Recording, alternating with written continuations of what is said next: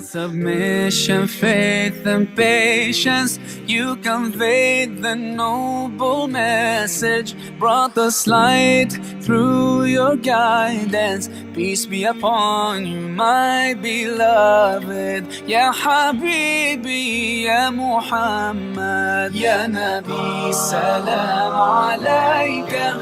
Ya Rasul, salam alayka. يا حبيب سلام عليك صلوات الله عليك يا نبي سلام عليك. Si par exemple maintenant je suis face à un problème ou une réflexion et que je ne trouve pas la réponse ou j'ai pas la réponse venant du Coran ou des hadiths, comment je vais savoir que maintenant je n'ai pas dépassé la rationalité?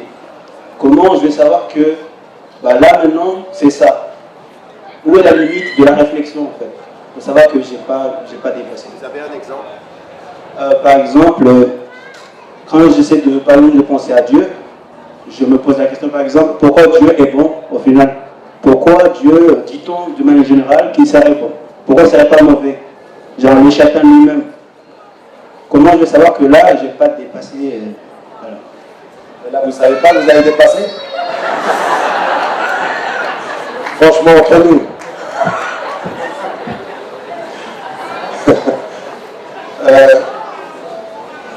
C'est une question intéressante. Parce que c'est une question qui nous lie aussi au Coran lui-même. Vous savez, dans beaucoup des livres que j'ai pu... Parce qu'il y a un certain nombre de livres qui sont liés à la source islamique en tant que telle, les références islamiques en tant que telles. D'ailleurs, tous mes livres, les premières parties de tous mes livres, à l'exception des dialogues bien entendu, sont liés à l'enracinement de cette pensée dans les références islamiques. Il faut bien savoir qu'on parle de l'intérieur. Et ce que je disais dans un des ouvrages qui répond à ce que vous disiez, c'est que on a eu peu au départ en islam de ce qu'on a appelé le discours sur Dieu, le théos logos, qui est en fait la théologie, discourir sur Dieu, parler de Dieu.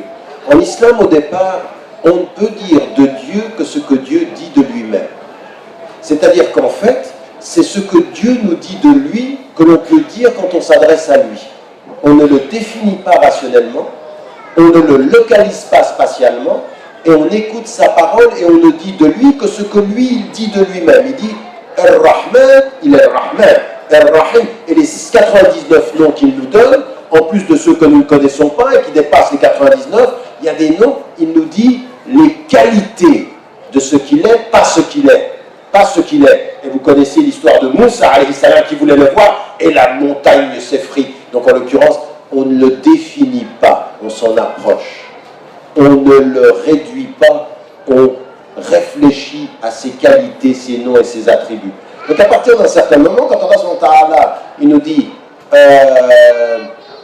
qu'il aime la bonté, que il est Jamil, yuhibbul jamal, Allah subhanahu wa ta'ala, il est beau, yuhibbul jamal, il aime la beauté, on comprend de ce qu'il dit qu'il nous donne des éléments de comprendre ce qu'il est. Et à partir de ce moment-là, notre intelligence doit agir avec humilité et reconnaissance. Reconnaissance pourquoi? Parce que le texte, c'est une miséricorde, c'est un don. Souvenez-vous toujours que dans le texte qui a été considéré par le prophète comme la fiancée du Coran, Allah, quand il dit qu'il descend le Coran, il ne dit pas Allah, il dit Ar-Rahman. Allama al-Qur'an. Ar-Rahman, le miséricordieux, il a fait don. C'est un cadeau, c'est une miséricorde pour vous approcher. Donc il est Rahman. Et puis, ce qu'il nous dit en l'occurrence ici, c'est que tout ce qui va déterminer comme ces noms, c'est là où ils devront nous approcher de lui sans aller au-delà. Et à un moment donné, le prophète l'avait dit, vous ne cesserez de vous poser des questions jusqu'à un jour où vous arrivez à dire, mais qui a créé Dieu? Et là, vous avez dépassé l'ordre de la rationalité. Vous êtes passé de ce qui était la reconnaissance qu'il est à la suite de la causalité intellectuelle qui questionne celui qui vous a donné le pouvoir de la question.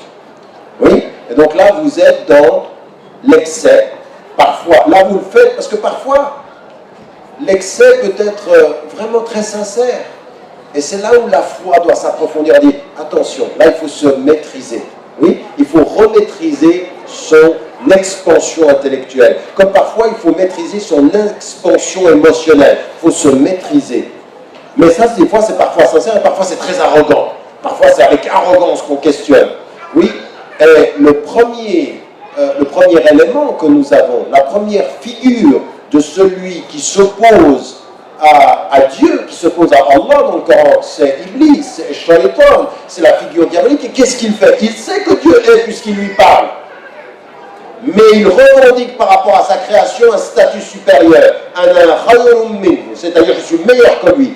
L'arrogance est la première expression de l'excès, de la faute.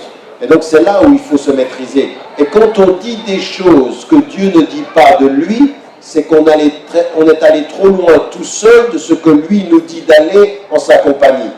En d'autres termes, pour savoir où on va trop loin, c'est quand on va tout seul sans tenir compte de ce que Dieu a dit de lui et que nous disons de lui ce qu'il n'a jamais dit de lui.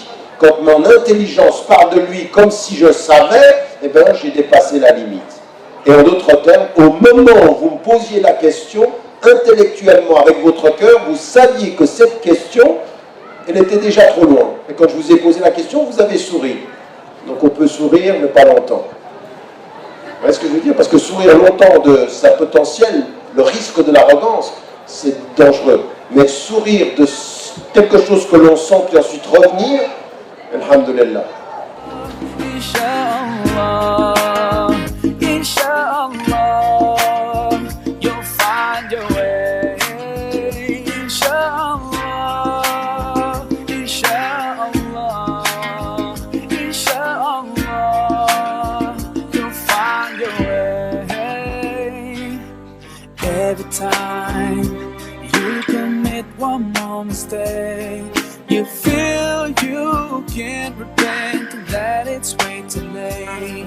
You're so confused, wrong decisions you have made haunt your mind and your heart is full of shame. But don't despair and never lose